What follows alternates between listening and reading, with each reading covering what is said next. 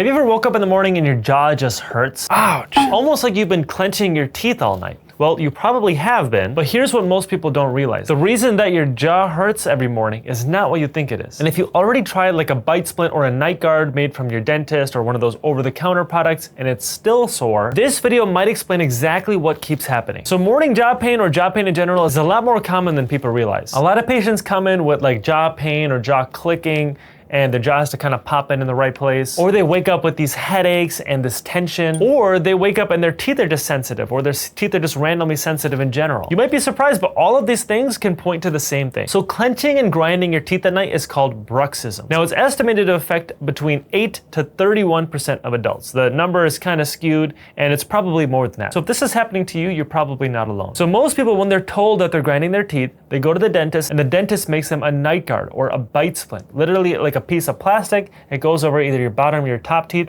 That way, if you ever grind or clench your teeth, it kind of deflects those forces and protects your teeth. Now, this will work. It'll definitely help protect your teeth and it'll protect your jaw muscles, but it's not going to fix the main reason why you're grinding your teeth in the first place. Here's what's actually happening. When you go to sleep, your muscles are supposed to relax. Your jaw actually drops slightly and your tongue is supposed to be resting against the roof of the mouth. And you're supposed to breathe slowly and quietly in and out of your nose. You don't want your mouth to be open. You actually still want your lips to be closed and your teeth to be slightly touching. Not like clenching, but just slightly touching. But a lot of people don't sleep like that. A lot of people sleep with their mouth wide open, and some of them are snoring and they're breathing in and out of their mouth. Not only this, a lot of times when you sleep like this and you lie on your back, your tongue will start to fall back. Instead of staying against the roof of the mouth where it's supposed to be, it starts to fall back and kind of go in the back of our throat area. And this is partly what causes snoring, because it's creating an obstruction and making it harder to breathe. But this can even completely cut off your breathing. If the tongue completely falls back because of gravity, it can cause sleep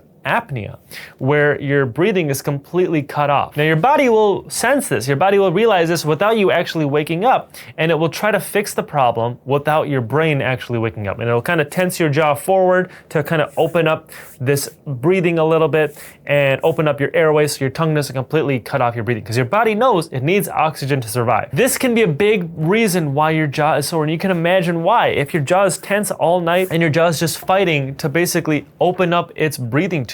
This also relates to grinding and clenching your teeth, because the reason you do that is your jaw's trying to find the right place to open up so that you can actually properly breathe. It's kind of like a protectant mechanism. Grinding your teeth is a protectant mechanism for us to be able to breathe. It usually all comes down to that. We need to be able to just breathe properly. And studies have even found that people with sleep apnea are significantly more likely to grind their teeth. And it's not just because of stress, it's because the jaw is trying to find a way to basically open up its breathing tube. So back to a night guard or a bite splint. This is actually useful. It's a genuinely useful thing that actually works. It protects the teeth. It does also open up the jaw a little bit, but it really prevents your teeth from cracking. It kind of relaxes your jaw muscles and your TMJ area, but it's not always going to work for everybody. Sometimes this will be like the final solution people need, but sometimes this might help a little bit, but not really fix the problem. And it's because it's not fixing the problem at all. It's only trying to fix the symptoms of the problem. The real question to ask is, how are you sleeping and how are you breathing when you're sleeping? Next time you wake up in the morning, check if there's like drool on your pillow or drool on the side of your face, or if your mouth is just super dry and you have that morning breath.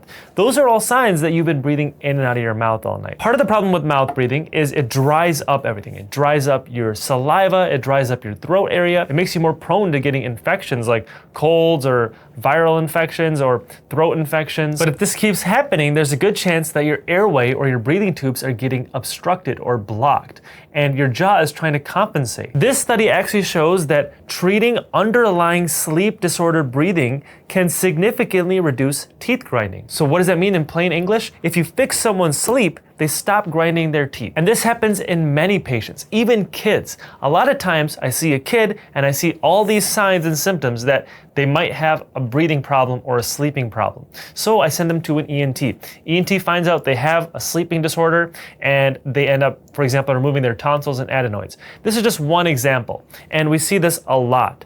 And they come back and the parent reports not only are they sleeping better, but they're not grinding their teeth anymore. Because before I sent the kid, they were grinding their teeth like little nubs. And now suddenly that they're able to sleep a lot better, all of a sudden their grinding went away too. It's a similar mechanism with adults. Now, I want to be clear. I'm not saying this is going to be a 100% of the time solution, because jaw pain can get extremely complicated. There are so many different things that can go wrong with your TMJ joint, and there's different ligaments involved in there, different muscles involved. So sometimes it's not just a sleeping issue, sometimes it could be a muscle issue, sometimes it could be a biting issue, sometimes it could be an actual problem with your joint, but sometimes it is a breathing and a sleeping issue. And sometimes on the other hand, a breathing issue will not cause your jaw pain or TMJ issues. So just because your jaw is fine, it doesn't mean you do not have sleep apnea or other sort of breathing difficulties. So here's what I want you to do exactly. Step number one, next time you wake up in the morning, just check your mouth. See, is your mouth dry? That's a good starting point. And you can even ask someone when you're sleeping, or even like some people will record themselves and see,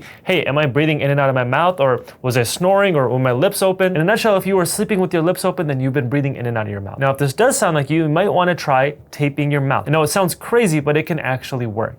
All it involves is ripping a little piece of tape off and taping it over your lips. Now, before you do this, you want to make sure you can actually breathe in and out of your nose first. If you feel like your nose is super blocked, then you want to figure out a way to unblock your nose. Now, I actually made a separate video showing exactly how you can unblock your nose, and I'm gonna put a link in the description below. But if you're comfortable breathing in and out of your nose, then this is totally fine to do. The tape that I like to use is something called 3M micropore paper tape. You just literally rip a piece of tape off, tape it over your lips. If you do not have a beard and mustache like me, you can tape it vertically. That way you can still breathe through the sides of your lips if you have to breathe in and out of your mouth. But unfortunately for me, I have to tape it horizontally, but I can still breathe in and out of my mouth if I had to, because this tape is not that strong. Now, if you've tried this and it's still not working and you still feel like you have this jaw soreness, you might want to see a specialist. So there are some TMJ specialists who are also sleep specialists, and they can kind of evaluate and make an appliance made just for you to basically put your jaw in the right position that can not only protect your teeth, but also improve your sleep. This is completely different than a night guard or a bite splint. A bite splint is kind of like a Band-Aid, but sometimes you need like a custom Band-Aid.